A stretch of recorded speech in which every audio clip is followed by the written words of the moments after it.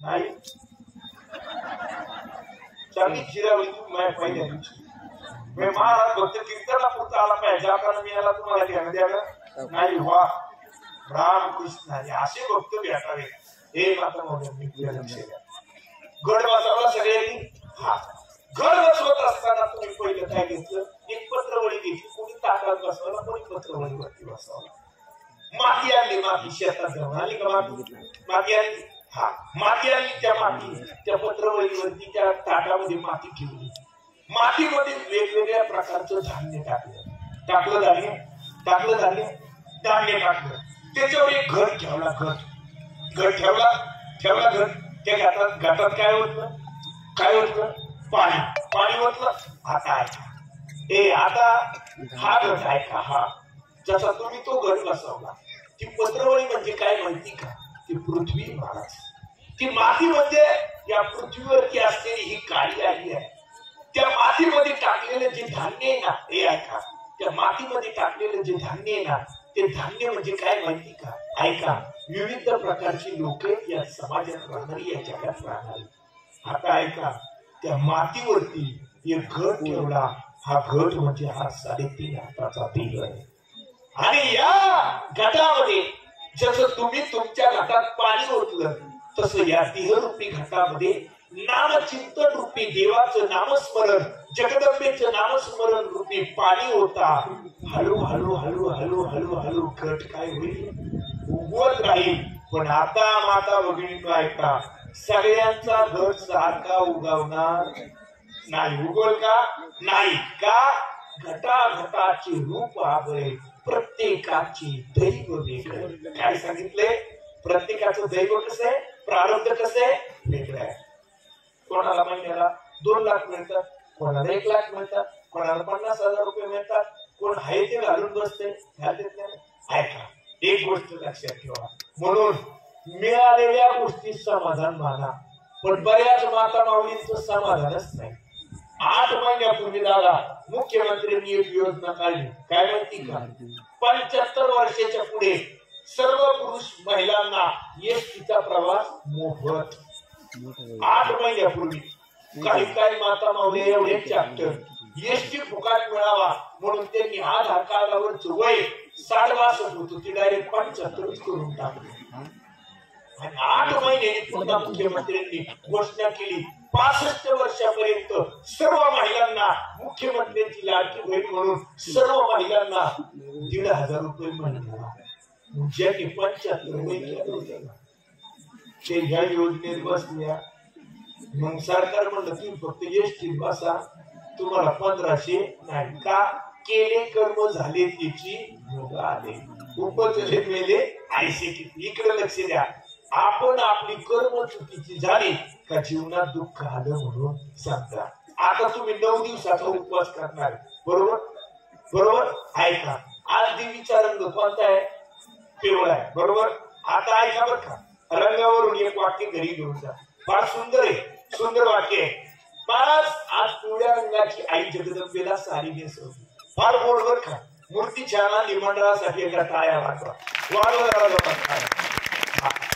सुंदर मूर्ती आई जगदंबेच्या प्रेमात कोणी पडत एवढी सुंदर मूर्ती आता ऐकावं का माता माऊली इकडे लक्ष द्या फार सुंदर वाक्य आहे माझं तुमच्या माझ्या आई जगदंबेनं कोणत्या रंगाची साडी नेसली हे तुम्हाला माहिती आहे पण मला असं वाटते तुमच्या माझ्या जीवनात ज्याने रंग भरवला ना त्या पांडुरंगाची जर कृपा झाली तर आयुष्यात काहीच कमी पडणार नाही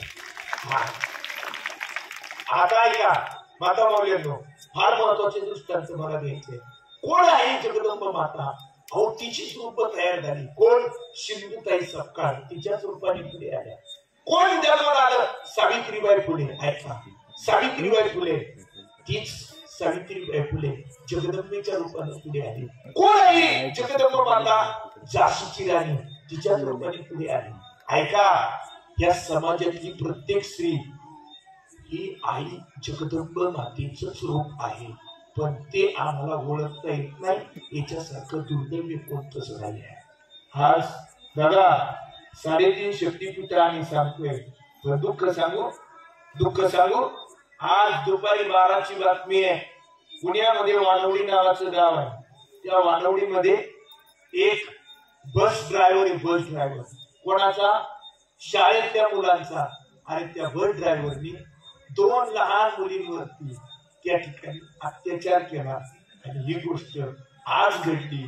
आणि घटस्थापनेच्या दिवशी आम्ही जर चिमुकल्या लहान मुली सुद्धा पाहत नसेल तर आम्ही काय पात्रता ठेवली आहे जगदंबेच्या दारात जाण्याची? काय विकार जागे झाले आमच्या अंतःकरणातले? कोणती देवी कळली? आणि आमच्या घरातली देवी आम्ही उपवाशी ठेवली. आमच्या घरातली देवी आम्ही समजून घेतलं नाही. काय करणार या देवीचं महत्व? म्हणून आज सगळे तरुण माझ्या समोर बसले. तरुणांनो, तुमचा मित्र या नात्याने सांगतो, महाराज म्हणून ऐकू नका. ही ज्ञानेश्वरी हातात आहे. 10 वर्ष मी आळंदीत होतो शिकायला. 10 वर्ष. ऐका, तुमच्या भैरवनाथाच्या समोर आमुष्याचं माझे कीर्तन झाले. या परिसरात सगळ्या गावातली माझी कीर्तन झाले. 10 वर्ष मी आळंदीत होतो. ज्ञानेश्वरी हातात आहे. महाराज, आळंदीवरून घरी आलो. आजपर्यंत माझ्या आईचं सकाळी उठल्याच्या नंतर मी देवाचं दर्शन घेत नाही, पण जगदंबेचं, म्हणजे माझी आई, माझी जगदंबा आहे, त्या आईचं दर्शन घेतल्याशिवाय घराच्या बाहेर सुद्धा पाऊल टाकत नाही. दुःख सांगू, ज्या दिवशी माझ्याकडून दर्शन राहिलं त्या दिवशी माझा ऍक्सिडेंट झाला. फक्त माऊलीची कृपा. एरव्या ओपन झाले गाडीचे म्हणून मी वाचलो. माझ्या आयुष्यात माझं 5वं पुण्य स्मरण झालं असतं, पण फक्त एका आईचा आशीर्वाद या पाठीमागे आहे. म्हणून हे तरुणांनो, आज संकल्प करूया. उपवास धरा तुम्ही सगळ्यांनी. बऱ्याच माता माऊलींनी उपवास धरला की नाही? आता उपवास कोणी करायचा आणि कोणी नाही करायचा? उपवास कोणी करायचा जरा नीट ऐका. उपवास कोणी करायचा नाही ते पहिले सांगतो. तुम्ही, मी शेतकरी, तुमच्या माझ्या दारात जनावर आहे की नाही? जरा बोला तुम्ही, आहे की नाही? सगळ्यांच्या दारात जनावर आहे. आपण शेतकरी आहे. इकडे लक्ष द्या. माता माऊल्यांनो, आपल्याला दिवसभर शेतात कष्ट करावे लागतात. सगळ्या शेतीची कामं चालू आहेत. महाराज, ज्या माऊलीला सकाळी 2 आणि संध्याकाळी 2 गमेल्यावरून भांडी घासावी लागतात, दिवसभर 2 टाइम स्वयंपाक करावा लागतो, दिवसभर माता माऊल्यांबरोबर 5 लावी लागते, शेतीत काम करावं लागतं, त्या माऊलीनं उपवास करण्याची अजिबात गरज नाही. उपवास करायची गरज कोणाला आहे माहिती का? कोणाला आहे माहिती का? पुण्यात जा, मुंबईत जा, जी लिफ्टनी वर जाती, जी लिफ्टनी खाली येते. अरे लिफ्टनी वर जाणारी सुद्धा काय म्हणती? माझ्या डोळ्याला अंधारे येतात, माझ्या मनक्यात घ्याती, फार वेदना होतात मला. ती लिफ्टच खाली कोसळली पाहिजे बाई तू बसल्या. अरे कसलंच काम नाही, दिवसभर हातात मोबाईल. मी रडायला लागलो ना लहानपणी, काय करायची, मला मांडीव घ्यायची, रुजायला लावायची, स्तनातलं दूध पाजायची, मी शांत व्हायचो. आता आमचं लेकरू रडायला लागलं ना, आमची मिसेस काय करते माहिती का? इकडे इकडे इकडे इकडे लगेच असा मोठा मोबाईल आहे, लगेच त्याला रील्स लावून देते. बस बाळा बस, बघत बस. वर्ग काढतो, जे रडायचं बंद होतं तर पुढं त्याच्या हातात मोबाईल आहे, तो वर ते रडतच नाही. महाराज, हे ऐका, त्याचं काय झालं सांगू? ज्ञानोबा म्हणतात 7वीची या राती 9वी संपेची जी वाती. ज्ञानोबा म्हणतात ज्या दिवशी बाळ जन्माला आलं, 5वीचा दिवस होता, त्या दिवशी त्याच्या आजीनं त्याच्या डोक्याजवळ उशाला काय लावायचे असते? वात, म्हणजे दिवा लावतात ना. दिवा. तुमचा 5वीचा कार्यक्रम झाला का नाही? मग लावताना म्हणा ना जरा, काय तुम्ही आल्यापासून दिसतं आपल्या हा चाललंय, थोडं माना बिना हलवा बा, आम्ही बसलोय बा. तुम्हाला भुका लागल्यात का? नाही ना, भुका नाही लागल्या. तुम्हाला भुकाची आठवण सुद्धा येणार नाही असं प्रवचन करतो. फक्त तुम्ही जरा हा नाही होय काहीतरी म्हणत. म्हणजे काय होतं, मी आपलं दिसतात बोलवतो, तुम्ही आपलं बरं बा कुणी आणला होता, लय जीव काढत होता, चांगला आहे बा, हा बरं आहे, हा याला जीव घाला, जाऊ द्या घरी, याला इकडे लक्ष द्या, विनोदाचा भाग सोडून द्या. महाराज, माता भगिनींनो, दिवा लावला उशाला 5वीच्या दिवशी. या बरोबर का माझ्या मनात काहीच नाही. 7वीची या राती, 7वी ज्या दिवशी येणार आहे तो 5वीचा दिवस, त्या दिवशी न चुकता काय लावा? दिवा लावा. आता काय झाले महाराज, श्रीकृष्णाचा जन्म झाला बंदी खाण्यात, कंसाच्या बंदी खाण्यात कृष्ण होता. श्रीकृष्णाचा जन्म झाला बंदी खाण्यात आणि आपला जन्म झाला दवाखान्यात. सगळी कारकी दवाखान्यातच जन्म द्यायला लागली. पोराने डोळे उघडले का त्याला पहिली बाटलीच दिसली. कोणती? सलाईंची म्हणतोय. तुमच्या डोक्यात तरी दुसरीची यायला लागली. पोराने डोळे उघडले आणि त्याला काय दिसली? सलाईंची बाटली. तुम्हाला सांगतो, त्या सलाईंच्या वासानं, त्या गोळ्यांच्या वासानं, त्या डॉक्टरच्या भीतीनं सटवी आलीच नाही महाराज. सटवीने दावराच कॅन्सर केला. अचानक पाऊस झाला म्हणजे नकोच जायला. पहिली बाटली पाहिली सलाईंची. कुणी? बाळाने ऐका, बाळाने बाटली पाहिली सलाईंची. ती बाटली बदलली आणि पुन्हा बाटली कोणती आली त्याच्याकडं? दुधाची. कोणती आली? दुधाची. मग दुधाची बाटलीतलं दूध पिऊन पिऊन पिऊन पिऊन पिऊन शांत झालं आणि मग शाळेत जायला लागलं. मग त्याच्या मम्मीने बॉटल दिली. आता मम्मी महाराज, आता आम्ही इंग्लिश मिडियमला शिकवतो ना, आता मी ज्युनियरला वर शिकवतो, खाली पोर इंग्लिश मिडियम नाही बर का. पण महाराज आमच्या काळात, तुमच्या काळात, सगळ्यांच्या काळात तरुणांनो, आपण शिक्षकांना काय म्हणायचं माहिती का? गुरुजी. काय म्हणायचं? गुरुजी म्हणत होतो की नाही? हा. आता ऐका, 2G आलं, 4G आलं, 3G आलं, 5G आलं, 4G आलं, 5G आलं, 2G 3G 5G सगळं आलं, पण गुरुजी मात्र निघून गेलं बर का. हा. 2G आलं, 4G आलं, 3G आलं, 5G आलं, पण गुरुजी निघून गेलं. गुरुजी शब्द निघून गेला. बाई म्हणायचं आम्ही शिक्षकाला, बाई म्हणायचं. म्हणत होतो नाही, आनंद होता महाराज, आनंद होता. आता बाई गुरुजी निघून गेलं. आता शब्द आला काय? सर आणि मॅडम. काय आलं? सर आणि मॅडम. आता सर आणि मॅडम शब्द सुद्धा निघून गेला. आता मॅडमला मॅडम नाही म्हणत पोरं, मॅम मॅम. इंग्लिश मिडियमची पोरं जर शाळेतून सुटली ना, करढवाला त्यांना पोरं वाटत काय महाराज, मॅम म्हणतात मॅम. काही मुलं म्हणतात मिस मिस मिस मिस. बाई म्हणती कवर किस किस. आता बाद झालं. खायलाच नको, बटाट्याचा किस नको आणि टोमॅटोचा किस नको, वेफर्सही नको, अन्नच खायला राहिलं नाही. अरे आम्ही आमच्या मुलांना किती कमवत केलं माहिती का? इकडे लक्ष द्या. आणि आमच्या मुलाला किती कमवत केलं माहिती का? इंग्लिश मिडियमला पोरग पाठवलं ना, आई काय माहिती का? आई म्हणते बाळा तुझ्या बॉटल मध्ये पाणी दिले. काय दिलं? पाणी दिले. तुला डबा दिला, डबा. जेवायला बसला ना, टिफिन खायला बसला ना, टिफिन अजिबात त्याच्यातलं कोणाला काय देऊ नको.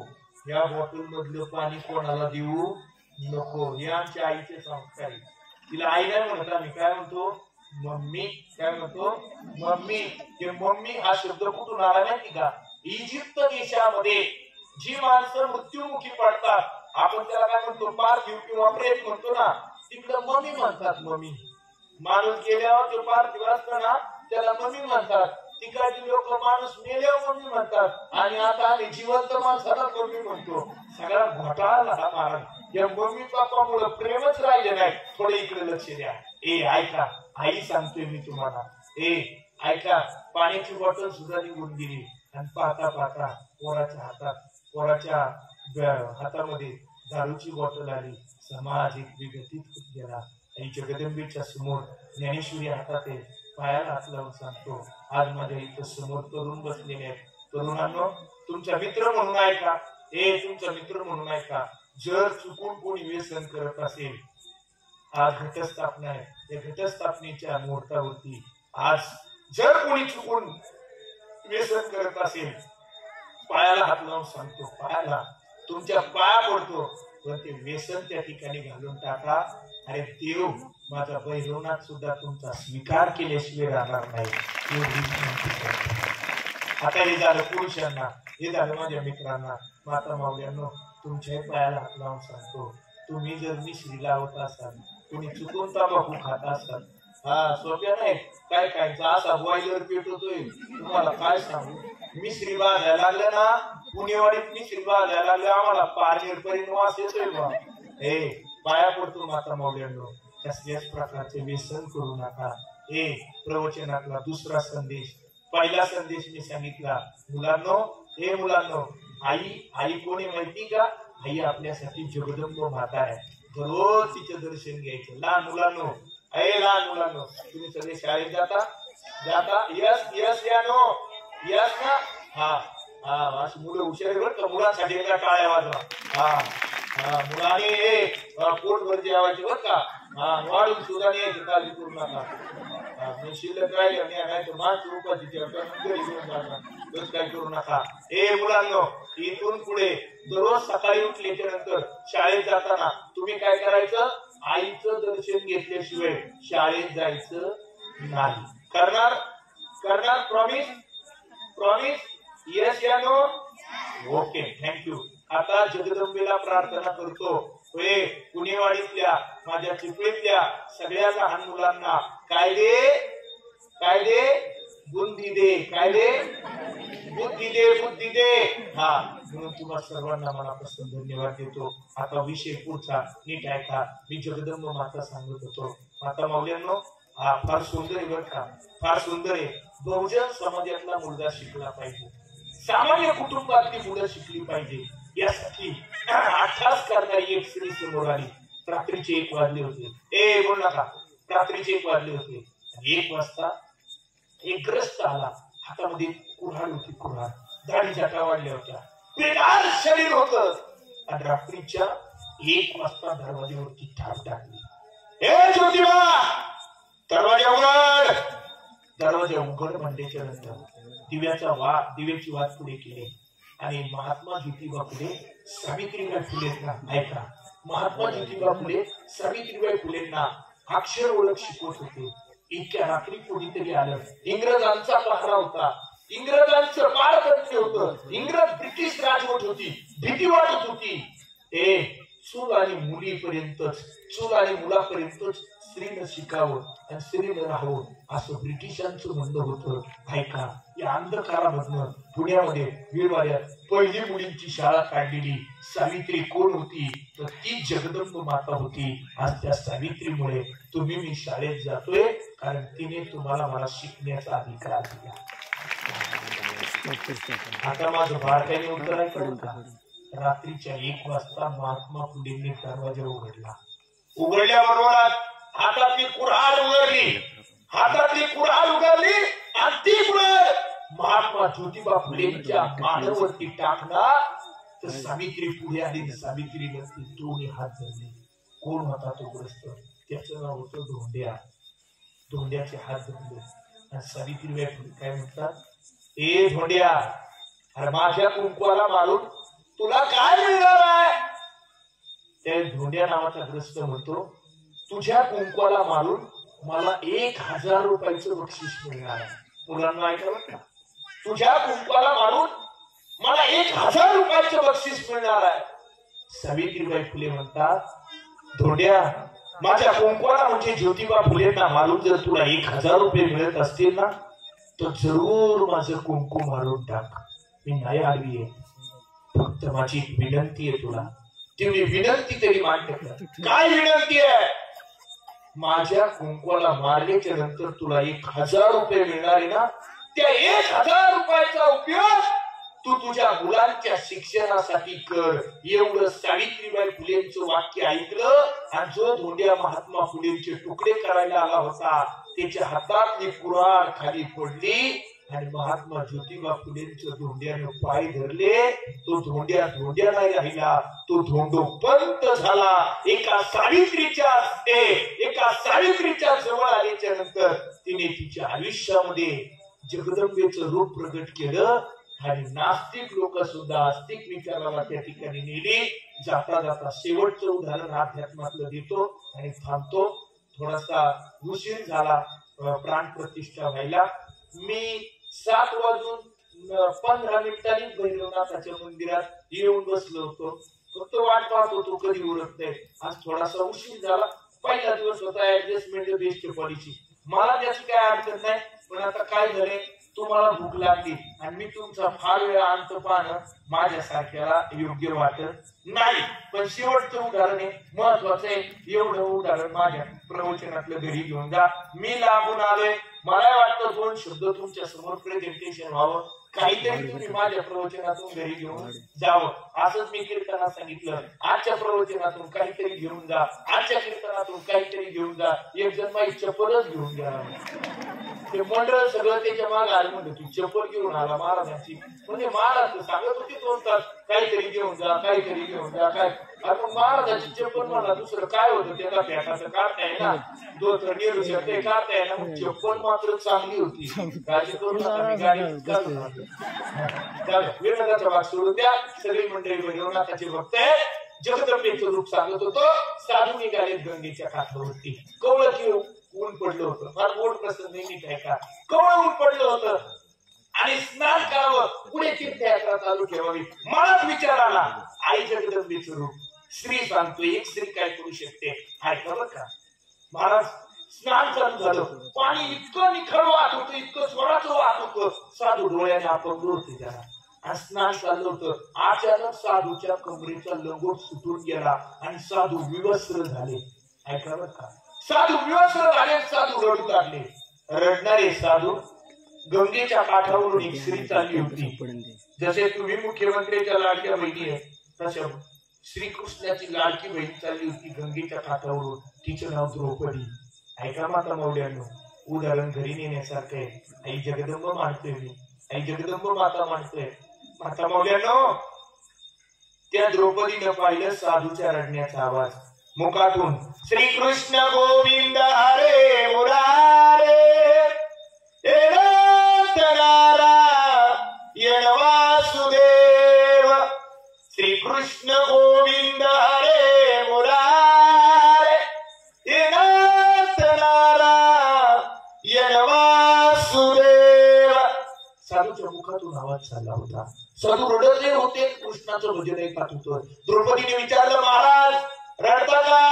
साधू दिसता, दाढी जटा वाढलेली आहे, रुद्राक्षाच्या तुळशीच्या माळा गळ्यात आहे, मुखातून भजन चालले, तुम्ही साधू दिसता का? का बरं सांगा ना, तुम्ही का रडताय? त्यावेळी साधूने सांगितलं, कोण आहेस तू? मी कृष्णाची बहीण, माझं नाव द्रौपदी. मग द्रौपदी आई, थांबू नकोस, आता मी माझा जीव ह्या पाण्यात देणार आहे आणि माझे शरीर फुगून वर आलं, हे विवस्त्र झालेलं शरीर तुझ्या दृष्टीत पडेल. माझी विनंती तुला, थांबू नकोस इथं. का? हे विवस्त्र झालेले शरीर मला दाखवायचं आहे. आयुष्यभर निष्कलंक मी जीवन जगलोय, निष्कलंक जीवन जगलोय मी, आणि माझं हे शरीर तुझ्या दृष्टीत पडावं एवढं चांगलं शरीर नाही आहे. नाही महाराज, रडायचं नाही. संतांनी लढायला शिकवले, रडायला नाही. महाराज डोळ्यात पाणी आलं आणि द्रौपदीनं पाण्यात उडी टाकली. साधूच्या कमरेचा लंगोट वाहत चालला होता. ऐकताय ना, वाहत चालला होता. वाहत चाललेला लंगोट पाहिला. हे बोल नको बाळा, वाहत चाललेला लंगोट पाहिला आणि द्रौपदीनं पाण्यात उडी टाकली आणि लंगोट त्या पाण्यात गेली. तो लंगोट हातात घेतला, साधूला आवाज दिला, थांबा थांबा, वाचवण्यासाठी आली आली या घात निवारा, या मागे पुढे उभा राहा, सांभाळित मी आहे, काळजी करू नका. हातामध्ये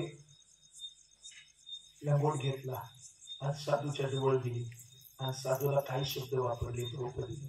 द्रौपदी म्हणते, महाराज तुम्ही बापाचं अंतःकरण तयार करा, मी आईचं मी मुलीचं अंतःकरण तयार करते. थोड्या वेळ तुम्ही माझे वडील व्हा, मी तुमची मुलगी होते. साधूने हात वर केले, अंतःकरणात बापाचं हृदय तयार केलं आणि कमरेला पाण्यातल्या पाण्यात साधूच्या कमरेला लंगोट बांधला द्रौपदीनं. साधूचं लज्जारक्षण केलं द्रौपदीनं. द्रौपदीने साधू बाहेर आले. ऐका माता मौल्यांनो, बापातली फार मोठी ताकद आहे बरं. सगळ्या माता मौल्यांनो, 2-3 वाक्य आहेत माझ्या प्रवचनातली, घरी घेऊन जा. फार सुंदर आहे, ऐका, कधी ना ऐकलेली आहे. या जगामध्ये तुमचा सगळ्यांचा गैरसमज झालाय. बापाला रडताच येत नाही, भावाला रडता येत नाही किंवा तो रडत नाही, पण खरं सांगू माता मौल्यांनो, तुमच्यापेक्षा 1000 पटीने जास्त रडण्याचं काम आमचा बाप करतोय. ज्या दिवशी तुमच्यावरती अक्षरा पडल्या होत्या ना, त्या दिवशी या जगात कोणाला दुःख झालं नव्हतं. पण तुमचा जन्मदाता बाप एका कोपऱ्याला बसून आचार्याचं बिल मिटवलं, मंडपावल्याचं बिल मिटवलं, सगळ्या वराडाच्या पाया पडला. ज्या दिवशी तुमच्या डोळ्यात अश्रू होते, तुम्ही गाडीत बसायला गेल्या ना, त्या दिवशी कधीच न रडलेला बाप त्या दिवशी लहान लेकरासारखा रडला होता. बापाचं अंतःकरण केलं होतं साधू, कमरेला लंगोट बांधला होता आणि द्रौपदी साधू बाहेर आले होते. साधूचं दर्शन घेतलं द्रौपदीनं आणि साधूने आशीर्वाद दिला द्रौपदीला. आशीर्वादने काय काय साधूने आशीर्वाद दिला द्रौपदीला. काय आशीर्वाद आहे? साधू म्हणतात, द्रौपदी माझ्या कमरेला लंगोट बांधून माझ्या इज्जतीचं रक्षण केलं. माझ्यावरती संकट आलं तेव्हा तू पाण्यात उडी टाकली. ऐक द्रौपदी, आजपर्यंत केलेली सगळी तपश्चर्या त्या आशीर्वाद रूपी तुला देऊन टाकतो. उद्या जर यदा कदाचित तुझ्या वस्त्राला या समाज व्यवस्थेमध्ये कोणी हात घातला तर त्या कृष्णाला 1000 साऱ्या तुला पुरवाव्या लागतील. एका साधूला दिलेल्या आशीर्वादाची ताकद आहे महाराज.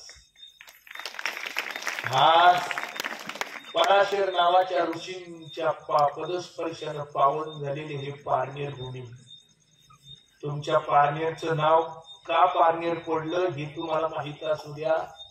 पराशर नावाचे ऋषी या पारनेरच्या भूमीत राहिले म्हणून पारनेर नाव दिलं.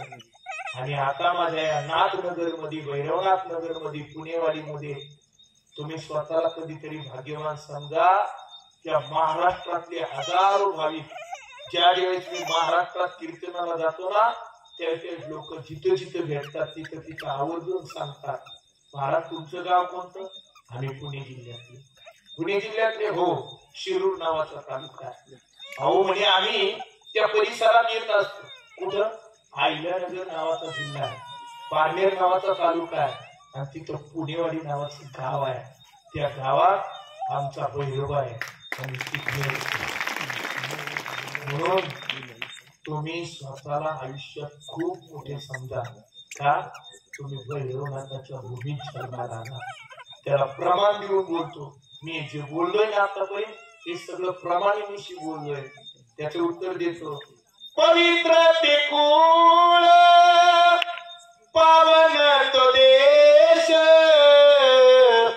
पवित्र ते कुळ पावन तो देश, पवित्र ते कुळ पावन तो देश, पवित्र ते कुळ पावन तो देश. पुढे काय? जे ते हरीचे दास जन्म घेती, जे ते हरीचे दास जन्म घेती. कोणी जन्म घेतला? हरीच्या दासांनी. कुठे जन्म घेतला? भैरवनाथ नगरीत, नागनगर मध्ये जन्म घेतला. ही सगळ्यात मोठी भाग्याची गोष्ट आहे. जाता जाता समाज प्रबोधनाची 4 वाक्य घरी घेऊन जा. माता मौल्यांनो, आजपासून उपवास केला, पण उपवासाबरोबर संकल्प करा. ऐका, संकल्प करा. कोणता संकल्प? आजपासून मी माझ्या सासू सासऱ्याला कधीच उपवासी ठेवणार नाही. आजपासून मी माझ्या आई वडिलांकडे लक्ष देईन. उपवासाचा संकल्प करा. दुसरा संकल्प करा तरुणांनो आणि तरुणींनो, संकल्प करा कमीत कमी दिवसातून कमीत कमी मोबाईल वापरीन. हा एक संकल्प करा. येडी झाली महाराज माणसं मोबाईल. त्या दिवशी माझ्या बायकोनी फोनवर बोलता बोलता एकच रूम 3 वेळा घालून घेतली. बंगल्यातली एकच रूम 3 वेळा घालून घेतली. म्हणे काय चाललंय? 3 वेळा घालून घेतली. तोपर्यंत फोनवर बोलत होती बायको आणि मला पाहिलं. तिच्या आईला म्हणली, आई ठेव, तुला मी निवांत फोन करते. मग इतकं काय आरती चालली होती का? काय माणसं येडी झाल्या फोननी. काय बोलत आहे ऐका बर का, बोलत होतं फोनवर. बोलता बोलता उतरलं ते इतकं दंग होतं फोन मध्ये इतकं दंग होतं पुन्हा त्याच माग आलं. अरे काय चाललंय आपलं काय करतोय आपण अरे काय झालंय आपल्याला आणि तो मोबाईल त्याने काढला का त्याला सुद्धा आता टेन्शन यायला लागलं उगाच काढतोय अरे माणसं जागेवर राहिली नाही. संध्याकाळी कीर्तनावर निघालं का चौकात 10-5 सोडे सगळी शेजारी वासाच्या आणि कोणीच कोणाशी बोलत नाही. सगळ्यांच्या माना मोबाईल मध्ये हे पबजी खेळ हे इकडे करीन हे चॅटिंग करीन हे करीन हा माय ऐका. एका आईनं फोन केला मुलाला म्हणजे जिथं असेल ना तिथून तू इथे लिखा तुझ्या बायकोनी तोंड वाकडं केलं 100% तिला पॅरेलेक्सचा अटॅक आलाय बाळाची तू होता तिथून बाळ म्हणलं काय काय तिथे आहे तिने तोंड वाकडे केले नाही ती शेत पिकाळत असं ना असं करते म्हणून काय चाललंय इतक्या खाली गेलो आम्ही मोबाईलच्या बाबतीत काय चाललंय आमच्या आयुष्यामध्ये. पाया पडतो तरुणांनो कमीत कमी मोबाईलचा वापर करा हा सुद्धा एक उपवास आहे. कमीत कमी बोला आणि चांगलं बोला. आणि मुलांनो तुमचा एकच उपवास दररोज सकाळी आईचं दर्शन घ्यायचं आणि संध्याकाळी अभ्यास करायचा. आई जगदंबेच्या कृपा आशीर्वादाने चालू असलेला हा नवरात्र उत्सव झालेली सेवा आई जगदंबेच्या चरणी समर्पित करून याच ठिकाणी शिवेला नका टाळ्याला जो थांबणार आहे. या टाळ्या मला कळतात ना मी दररोज हेच करतोय त्या टाळ्या मी उडकून घ्या असं होतं त्याचा अर्थ. ऐका विनोदाचा भाग सोडून द्या. खर तर आज या ठिकाणी येण्याचा योग ज्यांच्यामुळे आला ते संदीप भाऊ निगुण एक पलीकडे असलेलं पिंपरी गवळी नावाचं गाव आणि तिथं माझं प्रवचन त्या ठिकाणी त्यांनी ऐकलं त्यांना ते भावलं आणि म्हणून त्यांनी सर्व मंडळाला सुचवलं आणि मंडळाने त्यांनी त्या ठिकाणी मंडळाने सुद्धा ऐकलं. तरुणांनो हे प्रवचन ही कीर्तन हे आपल्यासाठी आहे म्हणून आजच्या प्रवचनातून एक चांगले विचार त्या ठिकाणी घरी घेऊन जा. झालेली सेवा परमेश्वराच्या चरणी समर्पित करतो. एखादा शब्द चुकीचा असेल माझ्या बुद्धीचे दोष समजा पण जे चांगले ते मात्र आजच्या प्रवचनातून नक्की घरी घेऊन जा अशा प्रकारची विनंती तुम्हाला करतो. थोडासा उशीर झाला आणि सर्वांनी त्या ठिकाणी आपण उपस्थित झाला. मंडळाच्या वतीने आपल्या सर्वांचं स्वागत करून या ठिकाणी सेवेला पूर्ण विराम देतो.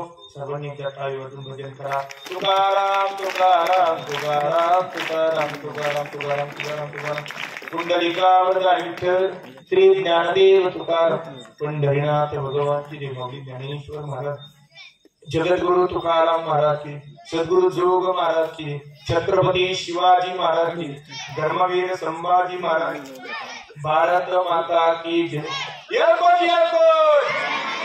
सदानंदाचा भैरवनाथाचे आंबाबाईचा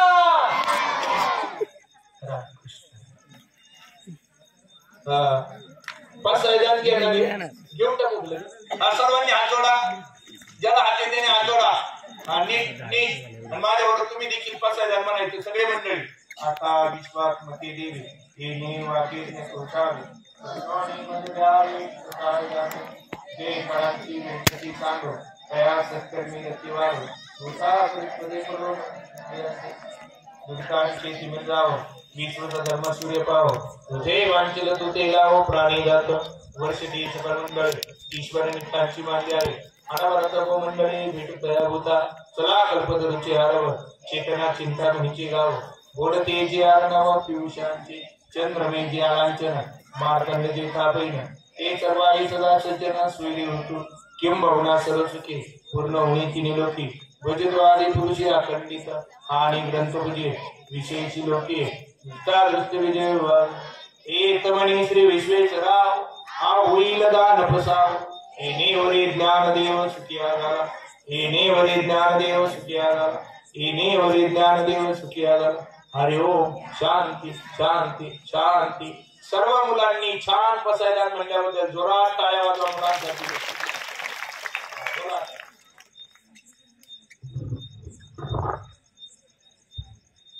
सालाप्रमाणे चालू असणारा नवरात्र उत्सव आणि या नवरात्र उत्सवाच्या गेली 25 वर्ष आपण आनंदात साजरे केले आहे. आणि या 25व्या वर्षी रौप्य महोत्सवी वर्ष आपण साजरे करत आहोत. त्याबद्दल सर्वांना आनंदच होतोय आणि त्याबद्दल आजच्या या पहिल्या दिवसासाठी हरिभक्ती पारायण परमपूज्य आदरणीय श्री नवनाथ महाराज माशेरे यांनी आपल्याला देवीचं आणि जगदंबेचं महत्त्व उत्कृष्ट प्रकारे आपल्याला समजून सांगितलं. त्याबद्दल दुर्गामाता नवरात्र उत्सव चिपळी आपले आभार व धन्यवाद. त्यांचा छोटासा सन्मान निगुल महाराज यांनी करावा अशी नम्र विनंती.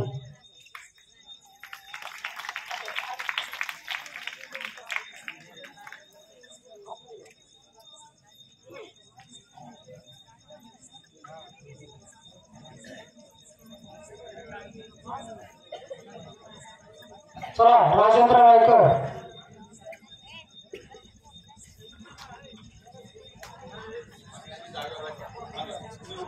जागेवर बसा, उठू नका.